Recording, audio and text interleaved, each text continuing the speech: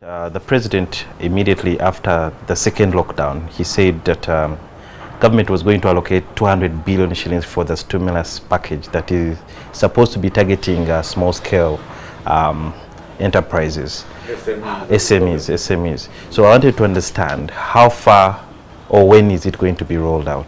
This is similar to what we call the agricultural credit scheme. Government has put in 100 billion. We are asking what we call the participating financial institutions who have to be passed on by, who have to be approved by Bank of Uganda, they too to put in equivalent amount.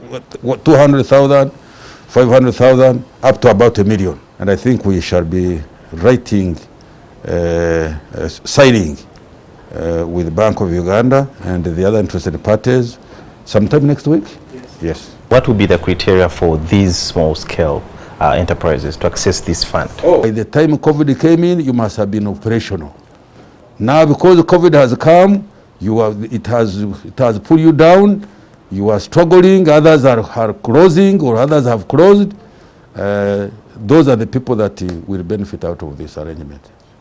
So, will the beneficiaries be required to give collateral, or will they to give security? There is no collateral. It is just to prove two things: as must have a record, and of course you must have a premise.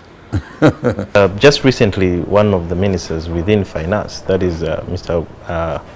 Rugorovi, he said that private schools are going to be benefiting from this stimulus package. They can as well go and borrow. No, private schools are not part of this. Private schools are not small.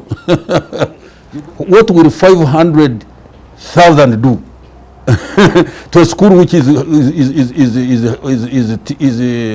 enrollment is 1,000, 2,000? The government had talked about banks not charging interest, especially for the private school owners who borrowed money for the meantime until they open. How are you going to ensure that the banks are cooperating, because this is a free market economy?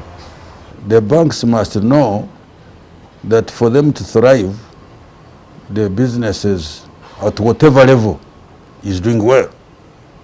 So I would appeal to their wise counsel not to be too rigid, because if they become too rigid, I'm afraid, particularly for the sector we are talking about, the small enterprises, they will also lose out. Uganda Airlines, recently you admitted that there was a problem in terms of recruiting the staff. They were inexperienced. Who should be held accountable? I don't know who I should charge. Should I charge the board? Because we put a board. There was a board until they landed themselves in problems. Really the board, I think because the board, I am a shareholder. Minister of Finance here is a shareholder with the Minister of Works. It is not our job to go and recruit people to run the enterprise. Once we have given the responsibility to run an enterprise, it should be you to ensure you get what you want in order to get the objective of that enterprise. One of the major diseases in this country is that people just get away with anything, and then business continues as usual. I don't think I can criminalize them,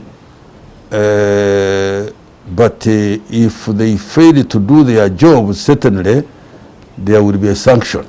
People would have expected that in terms of recruitment, there are entities that are charged with knowing that you're getting the right material you need to have in such offices. We could also blame ourselves, I think. The board did not handle the organization in a professional way. For example, if I wanted to recruit a pilot, surely Kasaija I should not be really on the panel, because I don't know anything about piloting. This government is giving a huge burden to the coming generation in terms of paying debts, foreign and domestic debts. What plan, or do you really feel this is unfair to these generations that are coming, and most especially when they physically really witness that some of this money is even not serving the purpose it is intended to, where you lose a lot of it to corruption? No, it's not unfair if, because we borrow this money with a purpose. It's not just something wake up and decide to borrow. And we borrow in order to do two or three things. One, the preservation of life. That's why we had to borrow some money to ensure that we fight COVID. If I borrow to do a road, the future generation, first of all, they will also benefit from that road. So they can't come and say, Minister, why did you borrow to do the road A and give us a date to service? I will also say, why are you now using my road? Is the economy going, or it's going? No journalists, really. The economy is no longer this. No. We met a big crowd and the plane went down a bit. But I want to tell you, it is not diving. Thank you so much for the time. Thank you. I appreciate. Thank you.